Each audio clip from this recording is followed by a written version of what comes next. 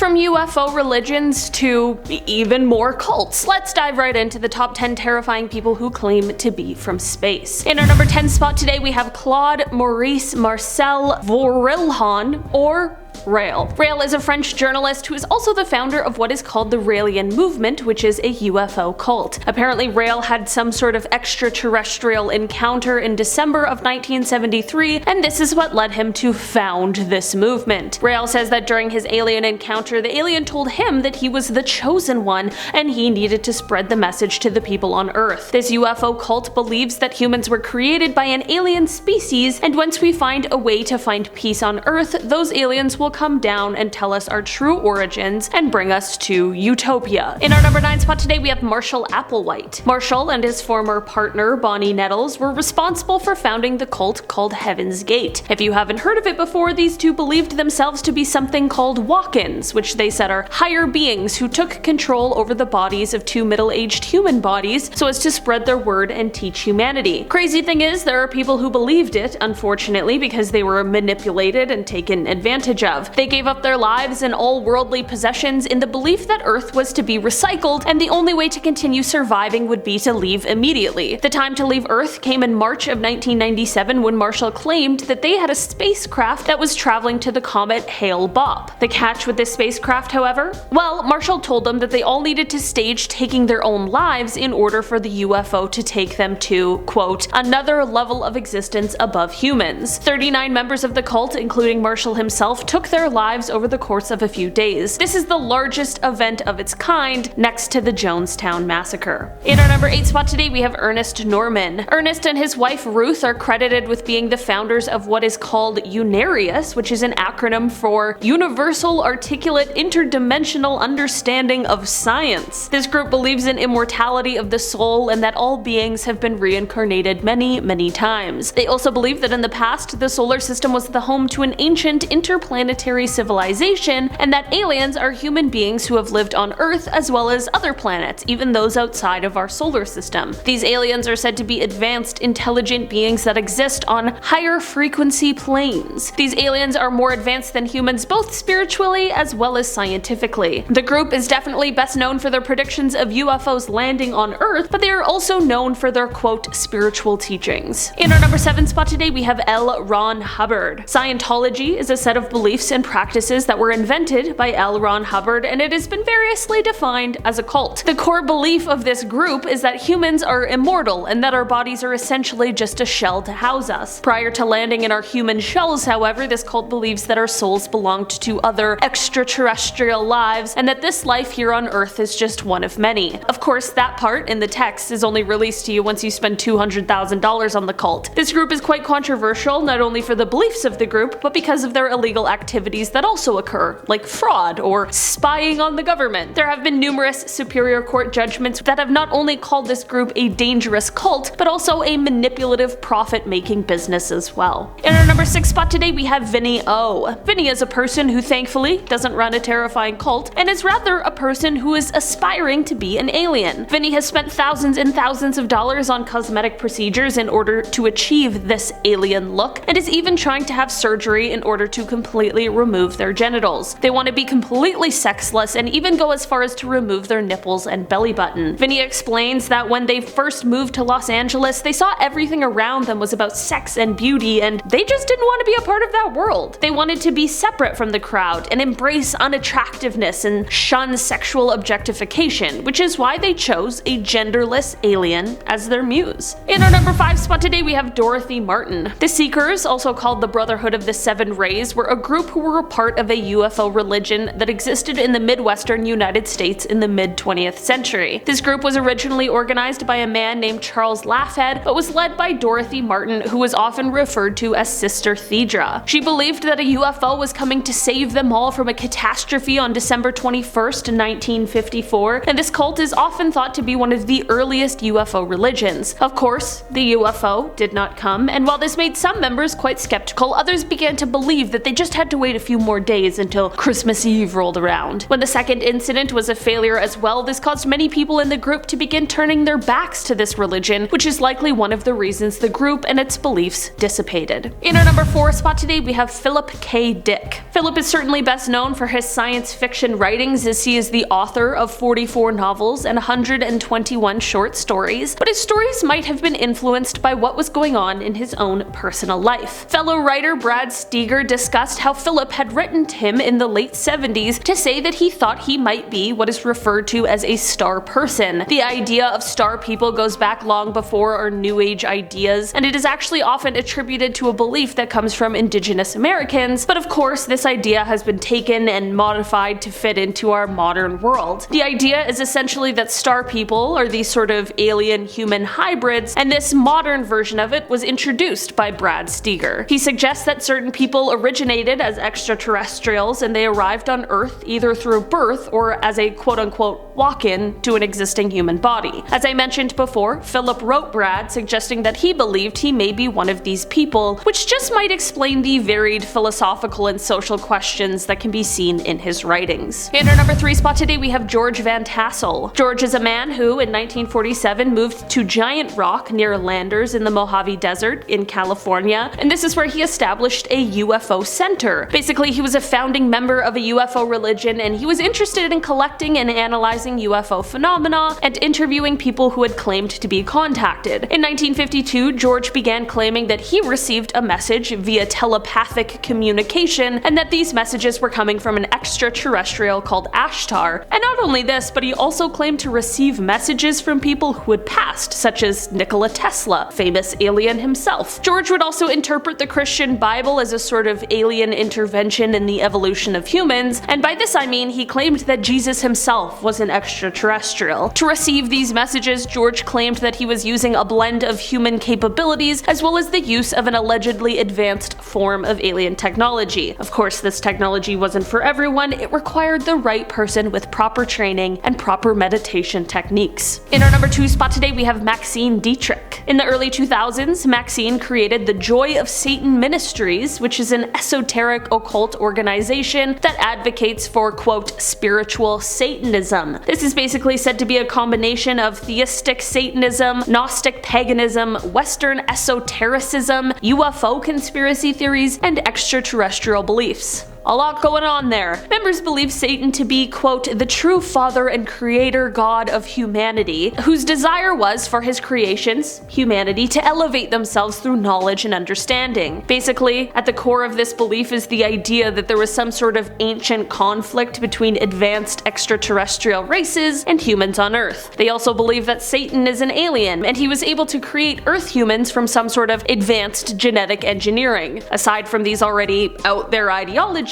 are way more insane and extremely harmful beliefs as well. All in all, this is just one belief system that would probably be best to just stay far, far away from. In our number 1 spot today, we have Heide Fittkau-Garthe. This is the person who is credited with founding a religious movement that is known as the Atman Foundation. This movement was active mainly on an island in the Canary Islands as well as in Germany. This movement received quite a bit of media attention in 1998 because of a huge scare that occurred. Basically, there were 32 members of this sect that believed they were going to be collected by a spacecraft and taken to a new, unspecified location on another planet. Failing this plan, however, the members were going to take their own lives. This is definitely quite a strange group, and it's unclear if they still exist or not, but hopefully not, considering the spacecraft they were all waiting for likely never came. Alright guys, that has been our list for today. Thanks so much for checking it out. I've been your host today, Olivia Kozlowski, and I'll see you again soon. Goodbye.